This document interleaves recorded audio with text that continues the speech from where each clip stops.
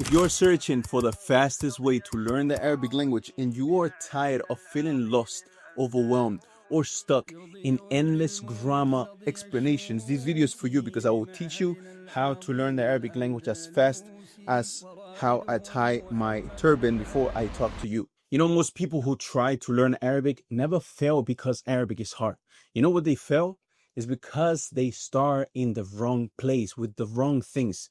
What is the Arabic language and why grammar is in the starting point? Most people complicate the Arabic language before they even begin, in a way whereas they psychologically tell themselves that they are learning Arabic grammar.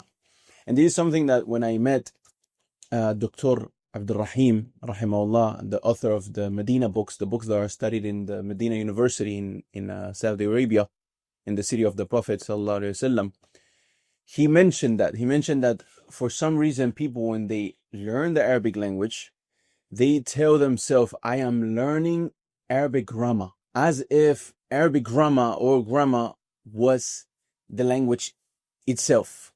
And you guys can hear it from himself here. You see, in languages, you ask people, what language are you learning? He says, I'm learning Spanish, I'm learning French, I'm learning Russian. But if you ask a man who's learning Arabic, he doesn't say, I'm learning Arabic. He says, I'm learning Arabic grammar. There's a mindset which is wrong. So they enter Arabic as if it's a math subject. Rules first, charts first, i'rab first, terms first. And what happens is that they feel like Arabic is too hard. They quit before they even say a basic sentence. But Arabic, at its core, it's not grammar. Arabic is a language, and a language is something you build as a skill, not something you solve like an exam. You don't need to understand every rule to start communicating.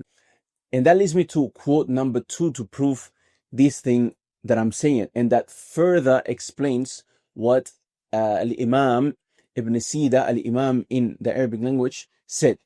And this quote is from the book of Ibn Khaldun, who is known as a historian and a sociologist in the Muslim world. And even those who are not Muslim that are in this field, they have used this book, Al-Muqaddimah, or Tarikh Khaldun, or Tarikh Ibn Khaldun, sorry, as a reference for history and different periods of history and so on. They grow with asabiyya, they grow with, staying together and nationalism and feeling like you from that country.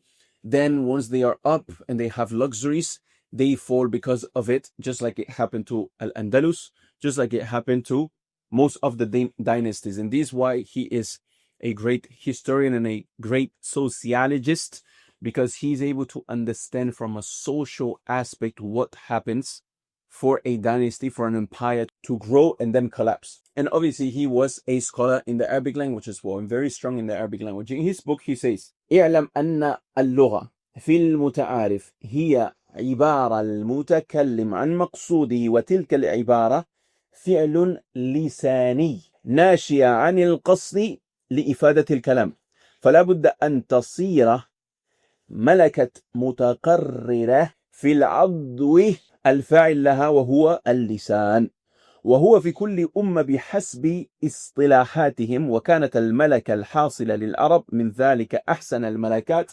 وأوضحها إبانة عن المقاصد، لدلالة غير الكلمات فيها على كثير من المعاني، مثل الحركات التي تعين الفاعل من المفعول من المجرور.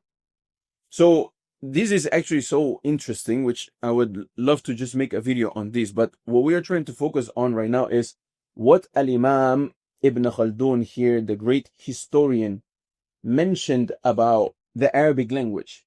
He says that language is the expression of the speaker about what he intends, right? So you feel sad, you intend to say that you are sad. So you say, Ana hazin.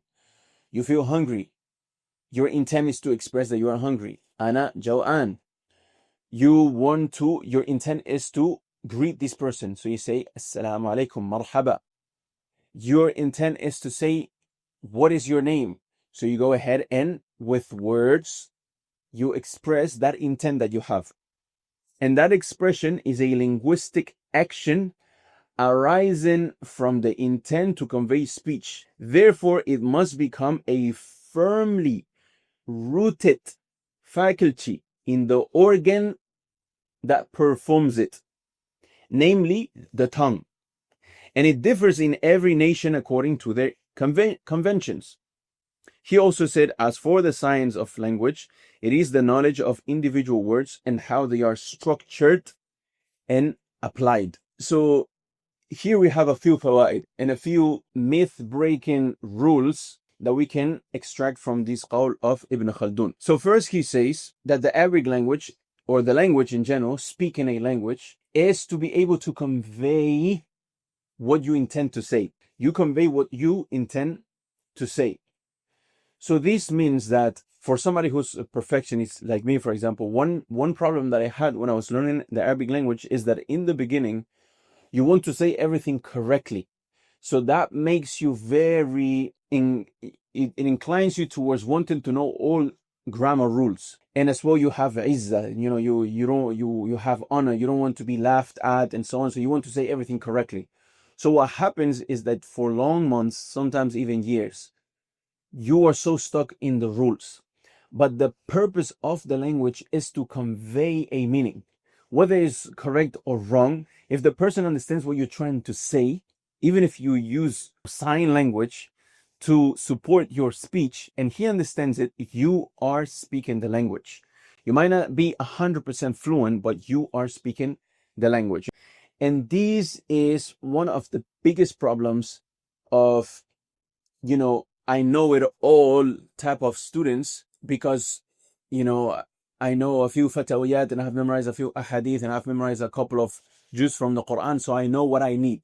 So imagine somebody who wants to lose weight, he goes to a coach and he says, why do I have to track my food? Why do I have to weight my food? All I want to do is eat healthy. So I'm just going to eat salad. And this is so powerful because Ibn Khaldun is telling you something people ignore. Language is a malaka.